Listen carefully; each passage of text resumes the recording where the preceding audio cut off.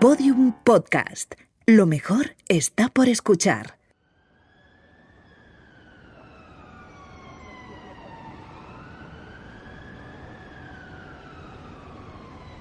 Estamos en Fleet Street, la calle de la prensa de Gran Bretaña. O al menos lo fue, porque los periódicos han echado el cierre. La calle que una vez se sobretransitó, ahora está tranquila.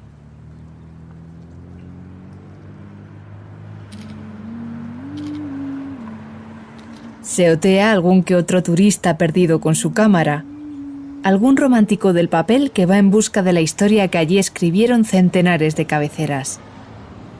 Periódicos que nacieron a principios del siglo XIX y que continúan publicando a día de hoy. Esta calle es historia del periodismo, aunque ya no ejerza. Fleet Street is a street that's in central London. Fleet Street es una calle en Central London y desde principios del siglo XVIII hasta finales del siglo XX fue probablemente el corazón de la prensa en Gran Bretaña. Soy Maurice Chittenden y he sido periodista en esta calle durante 50 años. Soy autor del libro Exclusive, Los últimos días de Fleet Street.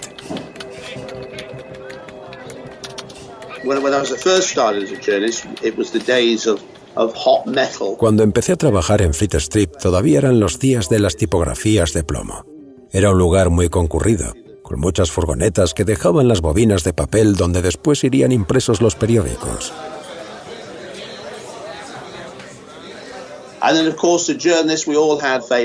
Y por supuesto los periodistas teníamos nuestro pub favorito.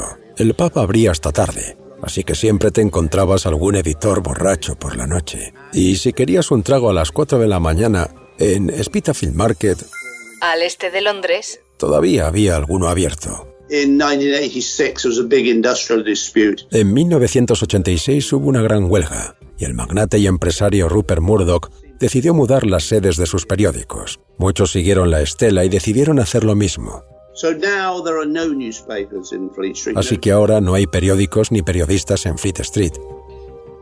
Now that's all gone, it's all coffee shops. Ahora todo eso ya no existe. Son todo cafeterías, oficinas de abogados y cosas así. Hoy, esta calle nada tiene que ver con aquel tiempo en el que comenzaba el periodismo a tener su época y épica en la ciudad.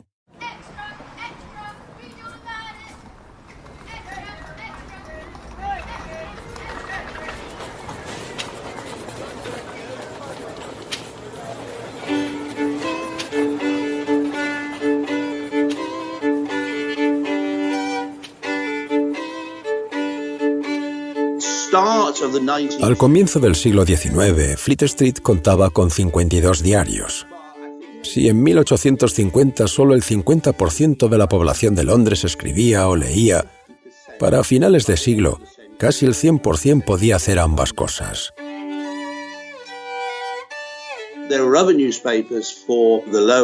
El periódico que más se leía entre las clases más pobres, que tomó mucha fama con el caso de Jack el Destripador, era Illustrated Police News. En ese mismo periódico, y en ese concreto caso, una mujer llamada Mary Ann, apodada Polly, hija de impresores y que se había criado en los alrededores de Fleet Street, aparecería el 31 de agosto de 1888 abriendo portada.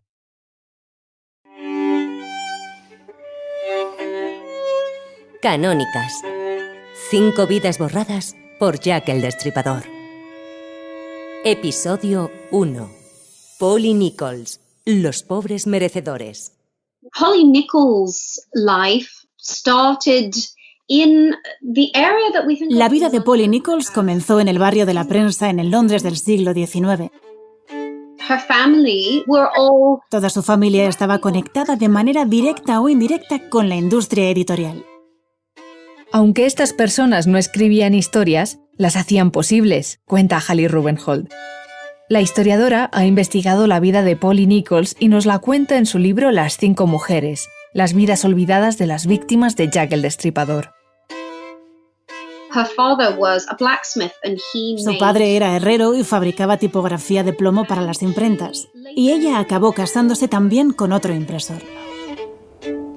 De Polly lo único que sabemos es que debía ser una tía muy agradable, muy maja, que se llevaba muy bien con la gente. Iván Figueiras también es escritor, autor de Jack el Destripador, caso abierto. Una mujer bastante alegre, que se conservaba muy bien para su edad. Parecía que tenía 10, 12 años menos de la edad que aparentaba, pero poco más se sabe de ella. Los relatos de varios amigos que la conocían son los que se han repetido una y otra vez hasta la saciedad, y es que de su vida, o sea, de su persona, mejor dicho, no sabemos prácticamente nada. Probablemente que fuese una persona agradable y una buena persona, y amiga de sus amigos. La vida transcurría sin sobresaltos, oliendo a tinta y a plomo, hasta que con 7 años su madre enfermó de tuberculosis. Although she had lost her mother when she was young, Polly perdió muy joven a su madre y le tocó ser la mujer de la casa a una edad muy temprana.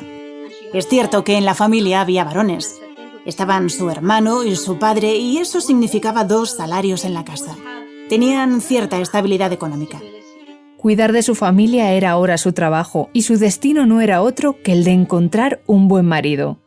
Y estaba a punto de aparecer.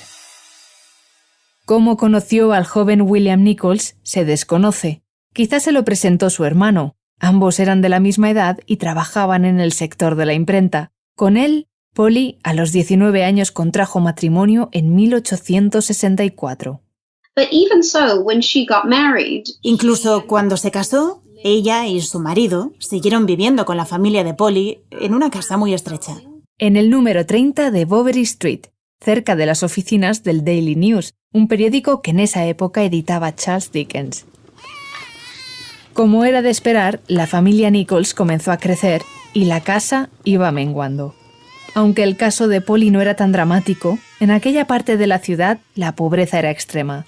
London was overcrowded to such an extent. Londres estaba superpoblada, tanto que era habitual ver vivir a 30 personas en la misma habitación. Habla Vanessa Wolf, investigadora y storyteller profesional. Women and men were mixing. Hombres y mujeres que no se conocían tenían que dormir en el mismo cuarto. Muchos no tenían ropa o zapatos. And they would have sex in the same room as the children. Se mantenía sexo en la misma habitación que los niños porque no había otro lugar. A veces el baño, con el consentimiento unánime de los presentes, era las esquinas de las habitaciones. Very often, frequently, you would get lots of people. Muy frecuentemente se veía dormir a muchas personas en la misma cama, llena de pulgas. And it was extremely common. Y era extremadamente común que una madre matara involuntariamente a su hijo al rodar en la cama mientras dormía. Cuando llegaron los niños, la casa se hizo más y más pequeña, así que Mary Ann y William Nichols solicitaron una de las primeras viviendas sociales de Londres, las residencias Peabody.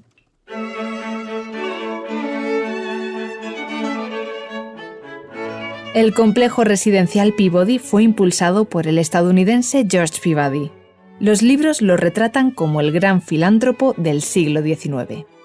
George Peabody was an American merchant banker and philanthropist. George Peabody era un banquero americano dedicado a la filantropía. Hizo una gran fortuna viviendo en Londres. And he wanted to show his gratitude. Y quiso demostrar su gratitud a la ciudad por todo lo que ésta hizo por él. Se dio cuenta de que Londres requería de casas dignas para la gente pobre, así que donó 150.000 libras de la época a la causa. La organización Peabody se fundó en 1862. A día de hoy sigue en activo. Christine Bach trabaja en el archivo histórico de la organización.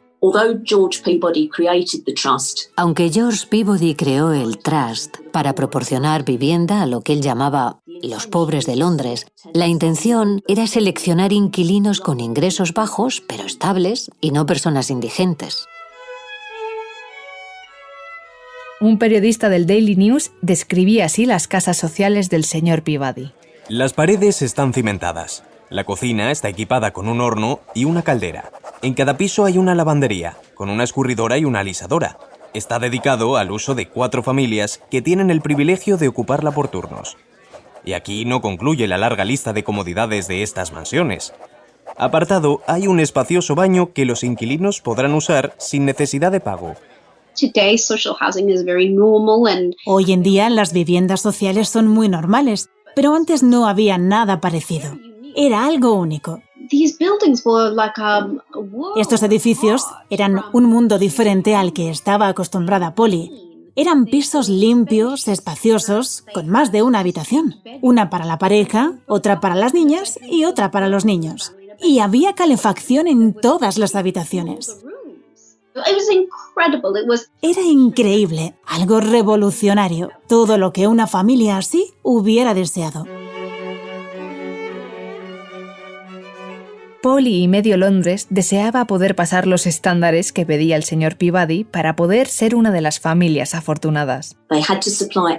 Debían proporcionar evidencia de su salario semanal promedio y una referencia de su empleador.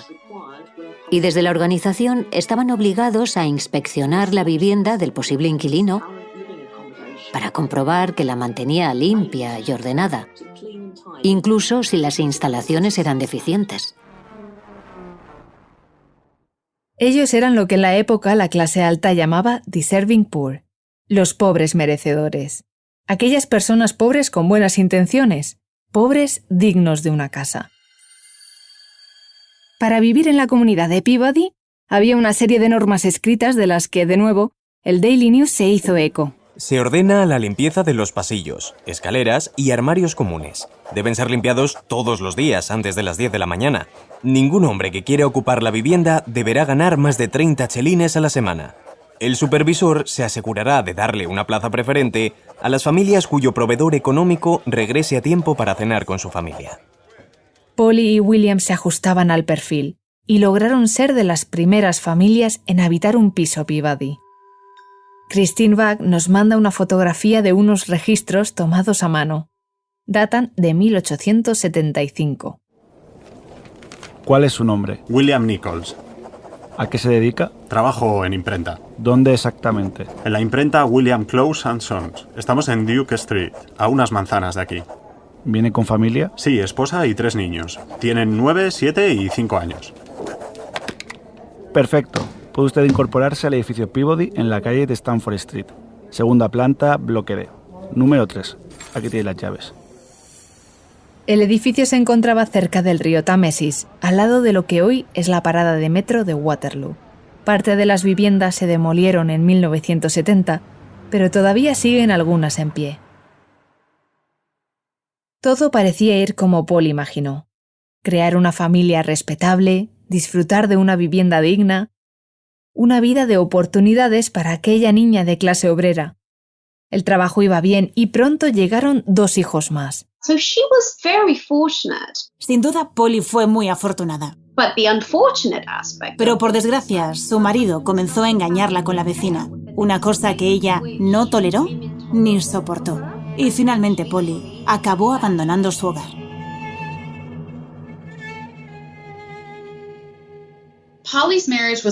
El matrimonio de Polly fue terrible. Lo cuenta la investigadora Rebecca Frost. Cuando eres una mujer en la era victoriana y te separas de tu marido, ¿qué opciones tienes? Acabó en la calle, sin sus hijos. Claro, tiene que dejar esa casa porque hay una especie de rumor por si su marido le han pillado, que si con una vecina y demás. O sea, es más importante el hecho de que haya un rumor que la vida de varios niños, que coges y tú pones en la puñetera calle, tal cual. O sea, 5 niños. Así, a la calle, pum, fuera. Polly tuvo que dejar a sus hijos porque no los podía mantener. No era un secreto que Polly comenzase a beber, aunque no se sabe bien si fue antes o después de conocer la aventura de su marido. Bebía ron en una combinación que llamaban relámpago, porque un sorbito te chutaba de energía. El profesor Robert Hume cuenta que la progresiva adicción al alcohol de Polly se utilizó como argumento por parte de William Nichols para justificar el abandono. La separación llegó en marzo de 1880, en una sociedad que contemplaba el divorcio, pero como dice Eduardo Valls, profesor de literatura inglesa en la Universidad Complutense, lo contemplaba de aquella manera. Hasta 1857 sí había divorcio, pero tu divorcio no se dirimía en un juzgado, iba por la Iglesia de Inglaterra. Tu divorcio se discutía en el Parlamento, ahí cualquiera podía entrar. El procedimiento hacía que las causas de divorcio fueran muy restringidas. A adulterios, lo que se llamaba criminal conversation, conversación criminal. Conversation, es decir, conversación, se usaba como eufemismo para indicar si habías tenido una relación sexual. La conversación criminal, por tanto, era aquella relación que no se debía tener. Si acababas teniendo lo que se llama una conversación criminal, es que a lo mejor no te divorciaban y encima acababas en la cárcel. Entonces era más el riesgo que la ganancia. One thing that's important to remember is that the Victorian era was geared towards men. Una de las cosas que es importante saber es que en la era victoriana los hombres eran el sostén de la familia. Esto significaba que cuando las mujeres salían a buscar trabajo, estaban infravaloradas y muy mal pagadas. La sociedad estaba diseñada de tal manera que las mujeres no podían mantenerse solas económicamente. Sin posibilidad de encontrar trabajo, Polly acabó registrándose en lo que llamaban una workhouse.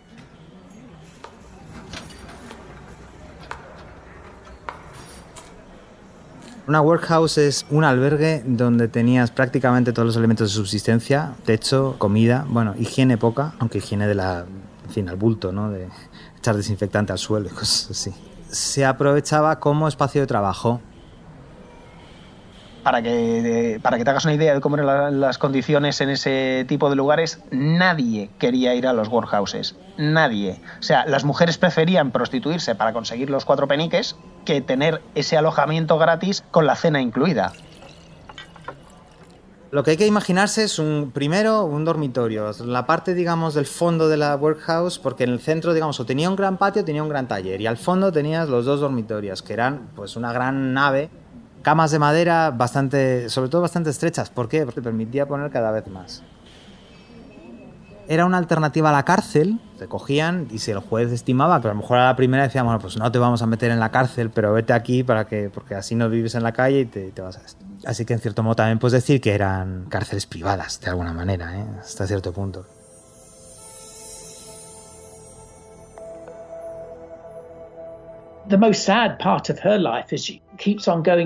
Una de las partes más tristes de la vida de Polly es que no para de entrar y salir de la workhouse en Lambeth. Robert Hume, profesor de historia. He accedido a los registros y su nombre se ve dentro, fuera, dentro, fuera, dentro, fuera, todo el tiempo. She had never been to the workhouse before, and the workhouse had such a terrible stigma attached to it. Polly nunca antes había tenido que acudir a uno de esos lugares, y si acababas allí significaba que habías fallado en la vida. Y ellos te hacían reconocer que habías fallado. A woman could be at this time. Lo más importante para una mujer era simplemente ser esposa y madre. Si no eras una esposa y no eras una madre, no habías cumplido tus propósitos. Eso significaba que los trabajos de las mujeres no se pagaban bien. It was a brave thing to do. It may even be considered a stupid. Marcharse no fue de valientes. Si lo piensas fríamente, fue un acto muy estúpido. Además, si se te ocurría tener una relación con otro hombre, y es que tenías que tener relación con otro hombre para sobrevivir, podrías llegar a ser acusada y condenada por adulterio. Y la paga de tu marido se acabaría, y no tendrías ningún apoyo económico, y acabarías en la indigencia. Y eso fue lo que le pasó a Polly.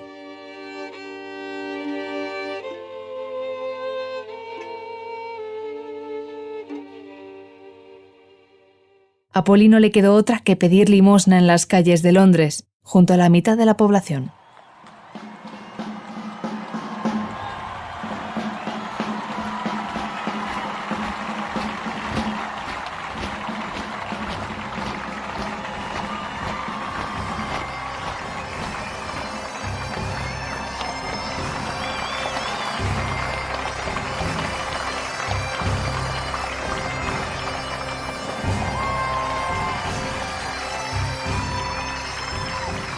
En 1887 se cumplen 50 años de la coronación de la reina Victoria. Por supuesto, hay que celebrarlo. Londres se viste de sus mejores galas, con desfiles y muchas guirnaldas de flores.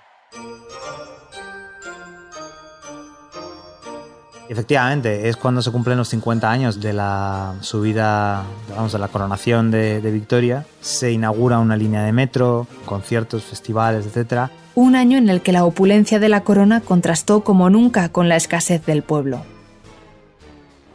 En ese contraste lo que se ve es cómo ese imperio se da cuenta o tiene delante el malestar en la cultura victoriana. Toda esta miseria que se hace visible por primera vez. Entre los años 70, lo que sí hay es pequeñas crisis muy potentes, muy localizadas, que generan muchísimo paro. Y eso hace que se tenga que relanzar la economía en los años 80 a través de un impulso del consumo. Se han bajado los salarios. Eso hace que las condiciones sean aún peor.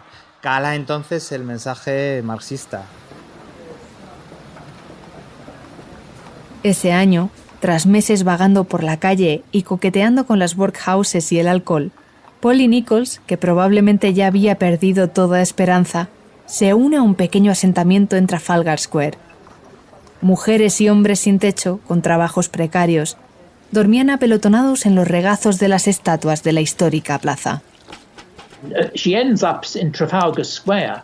Polly Nichols acaba en Trafalgar Square, durmiendo a la intemperie, lavándose en la fuente. Because there is the accepted telling of events of 1887. Lo que se contó en los periódicos aquel 1887, un año antes de los asesinatos del Destripador, fue solo la celebración de los 50 años de la reina en el trono, y cómo todo el mundo salió a la calle a celebrarlo. And then there's the other story. Pero lo que no se contó de aquel año fue que en Trafalgar Square los trabajadores se sublevaron por sus derechos. Gente pobre, desempleada, decidió acampar allí para protestar por sus condiciones de vida.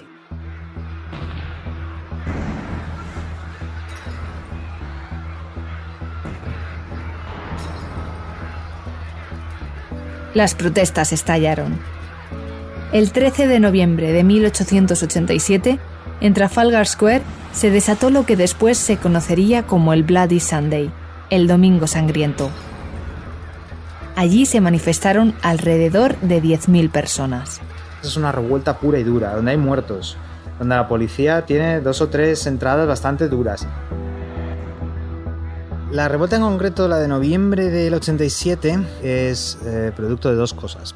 Hay una causa subyacente, el auge, digamos, de los movimientos obreros, y luego también las leyes sobre la colonia irlandesa, porque el hambre en Irlanda seguía siendo hambre en Irlanda. ¿Por qué tienen éxito, digamos, esas revueltas? ¿Y por qué acaban esas revueltas de esa manera? Porque tienen una gran parte de la última generación victoriana que está dispuesta a apoyar esos cambios. Por ejemplo, Bernard Shaw, famoso intelectual irlandés, Premio Nobel de Literatura en 1925. Bernard Shaw va a esa manifestación y vuelve a la manifestación después de la hora del té.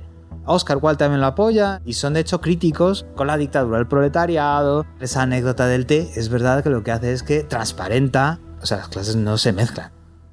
¿Participó Polly Nichols en estas revueltas? Haya sido o no parte activa de la revuelta de Trafalgar Square, sabemos que ella estuvo presente allí. Es fascinante que viviera ese momento de la historia. Fue descrita en un momento, según los informes policiales, como la mujer más ruidosa en la plaza. Estaba gritando como la que más. A pesar de las protestas, la vida no cambia mucho para los vecinos del East End. Polly se busca la vida como puede, y el poco dinero que recauda lo gasta en el pub de Frying Pan, que sigue abierto a día de hoy. Sin duda piensa mucho en sus 5 hijos, a los que no ve desde que se fue de casa y a los que ahora cuida el amante de su marido. Tiene muy poco contacto con su familia. Mientras trabajaba de sirvienta en Worsby, recibe una carta de William Nichols, mencionando a sus hijos. Ella contesta con otra carta. Me alegro de que los chicos tengan trabajo. Pero no los vuelve a ver. No los vuelve a ver nunca. La situación de Mary Ann es insostenible, y aunque el sistema no la ampara, sin duda, la gente la quiere. Así la describe en los periódicos su amiga Ellen Holland, que conoció durante sus últimos años. Era una mujer melancólica, reservada, aunque era buena persona y buena vecina. Eso sí, tenía la mirada como si tuviera un pensamiento que la atormentara. Se le tuerce la vida realmente. Su madre muere, su marido le es infiel, desarrolla una adicción al alcohol. Probablemente sufra violencia doméstica y se queda sola en un momento económico malo. Polly era una mujer seria. Las circunstancias fueron las que fueron. Si hubiera nacido hoy en día, no hubiera corrido la misma suerte. Hubiera encontrado la manera de pedir ayuda. Cuando dejó a su marido, no tenía nada y siguió adelante. That night, she didn't have enough money. La noche de su muerte no tenía mucho dinero para pagar un hospedaje. Y como ella, muchos más. La gente vivía el día a día. She was begging. We know that she... Polly acabó mendigando. Lo sabemos por los informes policiales. Aquella noche estaba sola en la calle y poco después la encontraron asesinada en Bucks Road. Tenía 45 años. The newspapers went around the world. La noticia corrió por todo el mundo.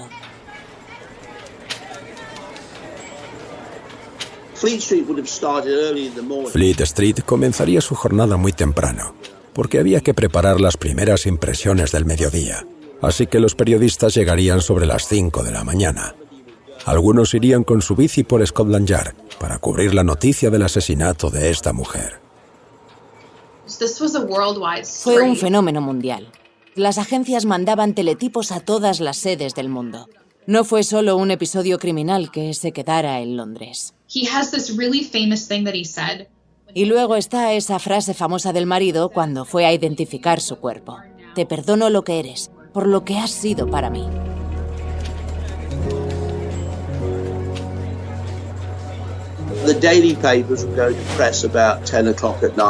Los diarios volverían a la imprenta a las 10 de la noche con actualizaciones. Después, los periodistas irían al pub, hasta Spitalfield, donde cierran a las 4 de la mañana. Y a las 5 todo volvería a empezar.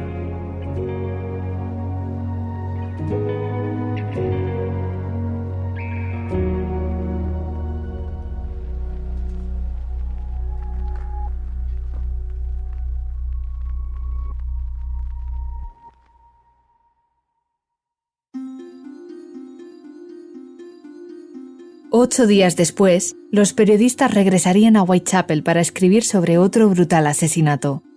La mujer iba vestida con una falda negra y unas medias de lana a rayas rojas y blancas. Se convirtió en la segunda víctima canónica de Jack el Destripador. Se llamaba Annie Chapman.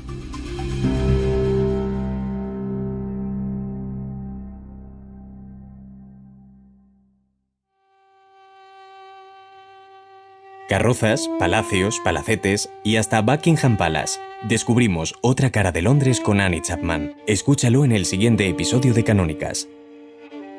Canónicas es una serie original de Podium Podcast. Dirección y guión, Laura Martínez. Diseño sonoro, Ignacio Cantisano. Edición de contenidos, Ana Rivera. Música original, Rubén Martínez. Producción, Jesús Blanquiño. Producción ejecutiva, Lourdes Moreno y María Jesús Espinosa de los Monteros.